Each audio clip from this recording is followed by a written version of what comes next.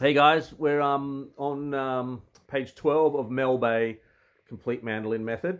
We're looking at the notes on the second string, or the A string. It's funny, isn't it? How there's two of them, but we call them the A string. That's just what we do. And just a reminder that everything we play in the first few pages here, it's all just going to be just a downstroke. We're not going to be doing alternate picking yet. We're just focusing on really the left hand, learning these note locations, and yeah, just a nice downstroke is good. And if you go back to my the mandolin warm-up videos, there's a couple of videos there just on right hand warm-ups.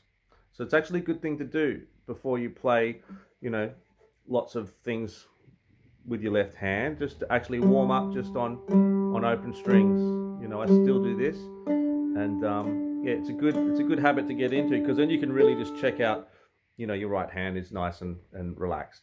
But we're going straight into page 12, Mel Bay, and we're looking at the A string notes. The thing that's different from the last time, when we did the E string, we only went up to the third fret. We had E, F, G.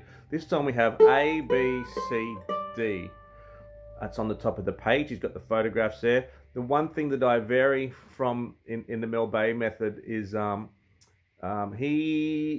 photo for the what am I trying to say here? B and C is right, his third finger, but for the D, he's using his pinky. There's a photo of the fingering there for that D using pinky, and I stick to violin fingering, and this is pretty common through all of the classical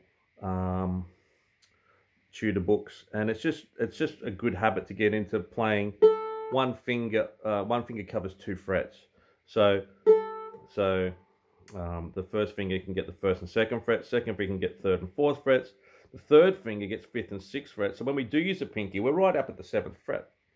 So we don't need to worry about that just yet, but what we have is A, open, B, second fret, first finger, C, third fret, second finger. So far, so good.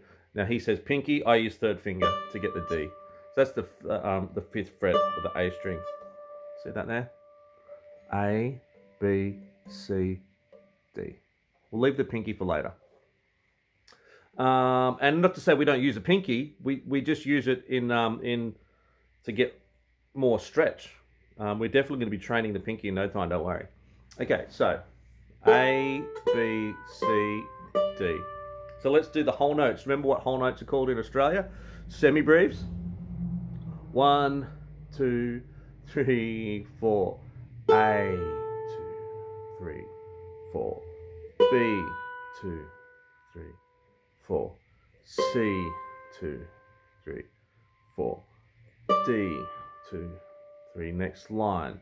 C, 2, 3, 4. B, 2, 3, 4. A, 2, 3, 4. A, 2, 3, 4. Now, just remember, if a note isn't sounding as clean as you'd like it to, there's a little bit of buzz, or it's not ringing the whole duration, just check your left hand. It could be that you're not right up against a fret. If I'm back, I'm going to try to show you. If I'm playing this B, but my finger's sort of back here a bit, it might not be sounding at all, or it might be a bit fuzzy buzzy. So I'm just going to bring it really close to the fret. Hear the difference? I can. I'm sure you can. Okay, so just checking out your left hand. It's good to make sure that, I mean, from where I am, it almost looks like my finger is over the fret. But the note is clear, and if I was actually over the fret, then I'm into the next note and it gets buzzy again. So this is a good thing to do just in free time, not worrying about counting note durations, but just checking to see that your notes are clear, and then we can do it in time again. So we're up to half notes. We call them minims, M-I-N-I-M, minim. So here we go. They're worth 2 beats. I'll count us in. 1, 2, 3, 4.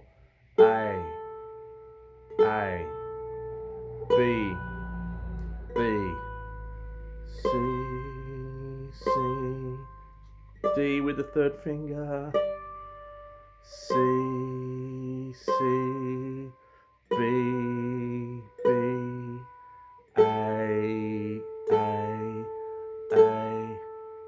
might find it helpful to write the letter names in, just in pencil, because one day you'll want to write them out. There's absolutely nothing wrong with writing in anything on the page that's going to make it easier for you to play it.